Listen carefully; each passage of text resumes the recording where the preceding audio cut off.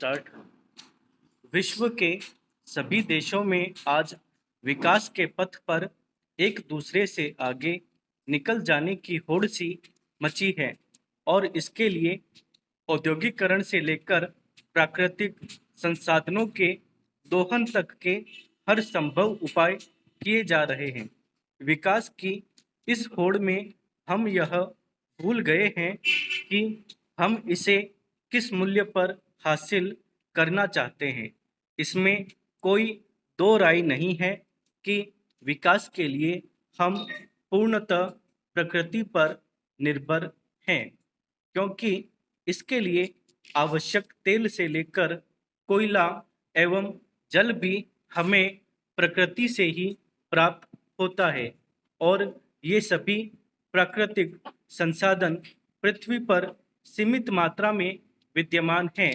जिस तरह से विश्व की जनसंख्या बढ़ रही है, उससे यह अनुमान लगाया जा रहा है कि वर्ष 2030 तक यह बढ़कर 8 अरब से भी अधिक हो जाएगी। और जिस तरह से प्राकृतिक संसाधनों का उपयोग किया जा रहा है, उसका दुष्परिणाम यह होगा कि आने वाली मानव पीढ़ियों के लिए आवश्यक प्राकृतिक संसाधन पृथ्वी पर उपलब्ध ही नहीं होंगे। हमारे पूर्व राष्ट्रपति डॉक्टर एपीजे अब्दुल कलाम ने कहा था, हमें विज्ञान और प्रौद्योगिकी के अनुप्रयोग के माध्यम से पानी, ऊर्जा, निवास स्थान, कचरा प्रबंधन एवं पर्यावरण के क्षेत्रों में पृथ्वी द्वारा झेली जाने वाली समस्याओं को दूर करने के लिए कार्य करना होगा। अर्थशास्त्रियों, पर्यावरणविदों एवं वैज्ञानिकों ने इस समस्या का हल यह बताया है कि हमें अपने विकास के लिए उपलब्ध प्राकृतिक संसाधनों का उपयोग करते समय इस बात का भी ध्यान रखना होगा कि आने वाली पीढ़ियों के लिए भी ये संसाधन बचे रहें। भावी पीढ़ी के लिए संसाधनों के बचाव के मद्देनजर ही सतत विकास की अवधारणा का विकास हुआ।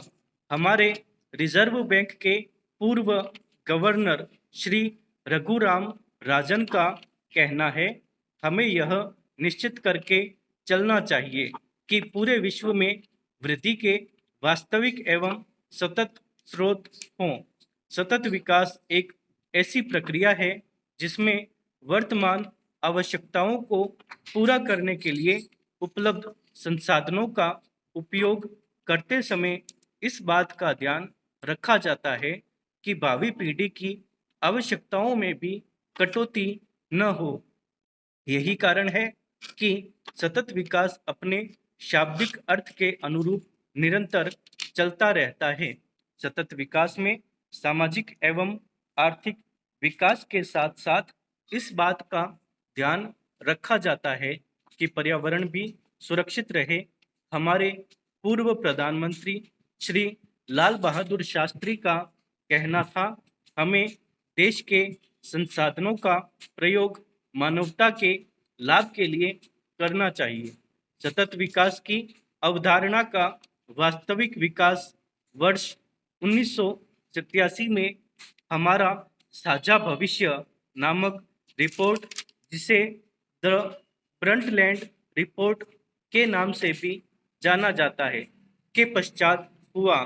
तब से इस शब्द का प्रयोग व्यापक रूप से किया जाने लगा। ब्रंटलैंड रिपोर्ट ने हमारे रहन सहन एवं शासन में पुनर्विचार की आवश्यकता पर जोर दिया। सतत विकास की अवधारणा निम्नलिखित बातों से स्पष्ट हो जाती है। औद्योगिकरण के कारण वैश्विक स्तर पर तापमान में वृद्धि हुई है। फलस्वरूप विश्व की जलवायु में प्रतिकूल परिवर्तन हुआ है। साथ ही समुद्र का जल स्तर बढ़ जाने के कारण आने वाले वर्षों में कई देशों एवं शहरों के समुद्र में जलमग्न हो जाने की आशंका है। जल प्रदूषण, वायु प्रदूषण, भूमि प्रदूषण एवं ध्वनि प्रदूषण में भी निरंतर वृद्धि हो रही है। यदि इन्हें नियंत्रित नहीं किया गया तो परिणाम अत्यंत भयंकर होंगे। एनवायरमेंटल डाटा सर्विसेज की रिपोर्ट के अनुसार लोगों एवं राष्ट्रों की सुरक्षा भोजन, ऊर्जा, पानी एवं जलवायु इन चार स्तंभों पर निर्भर है। ये चारों एक दूसरे से घनिष्ठ रूप से संबंधित हैं और ये सभी खतरे की सीमा को पार करने की कगार पर है। अपने आर्थिक एवं सामाजिक विकास के लिए मानव विश्व के संसाधनों का इतनी तीव्रता से दोहन कर रहा है कि पृथ्वी की जीवन को पोषित करने की क्षमता तेजी से कम हो रही है। वर्ष 2030 तक विश्व की जनसंख्या के 8.3 अरब हो जाने का अनुमान है, जिसके कारण उस समय भोजन एवं ऊर्जा की मांग 50% अधिक तथा स्वच्छ जल की मांग 30% अधिक हो जाएगी। भोजन, ऊर्जा एवं जल की इस बढ़ी हुई मांग के फलस्वरूप उत्पन्न संकट के दुष्परिणाम भयंकर हो सकते हैं।